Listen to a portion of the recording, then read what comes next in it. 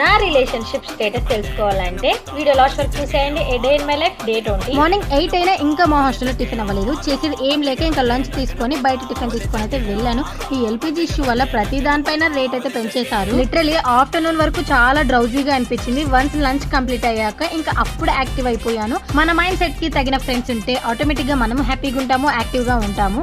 అలా అందరం కలిసి చాయ్కి వెళ్ళాము. ఈ రోజు ఫస్ట్ టైం నేను ఒక డబ్బింగ్ ప్లేస్ కి అయితే వచ్చాను. ఇంకా ఇక్కడ ఒక చిన్న రీల్ షూట్ చేసి ఇలాంటి ఎక్స్పీరియన్స్ ఎప్పుడు చేయలేదు, చాలా కొత్తగా అనిపించింది. ఇంకా హాస్టల్ కి అయితే రిటర్న్ అయిపోయాము. ఎవ్రీ వెనస్డే నైట్ హాస్టల్లో చికెన్ చపాతీ అలా ఉండేది. ఎల్పిజి ఇష్యూ వల్ల జస్ట్ రైస్ చికెన్ అలా పెడతాను. లాస్ట్ 5 years లో చాలా హాస్టల్లోనే స్టే చేశాను. బట్ ఏ హాస్టల్లో నేను చికెన్ అస్సలు తినేదాన్ని కాదు. బట్ ప్రెసెంట్ ఉన్న హాస్టల్ అలా కాదు. మన ఫుడ్ మనమే సర్వ్ చేసుకోవాలి. ఎంత కావాలో అంత పెట్టుకుని నచ్చిన పీసెస్ వేసుకోవచ్చు. చికెన్ కూడా చాలా టేస్టీగా ఉంటుంది. చాలా బోర్ కొడుతుందని అలా స్నాప్చాట్ ఓపెన్ చేశాను. కొన్ని ఫిల్టర్స్ తో ఫోటోస్ దిగాక what is my relationship status అని చూసాను. అక్కడ కూడా నేను సింగిల్ ఫర్ ఎవర్ అని వచ్చింది. లైఫ్ లాంగ్ సింగిల్ గానే ఉండాలి అనుకుంటున్నానని ఒక ప్రాంక్ వీడియో అయితే చెయ్యాలి అనుకుంటున్నాను. మీరేమనుకుంటున్నారో కామెంట్ చేయండి. See you on day 20. Bye guys.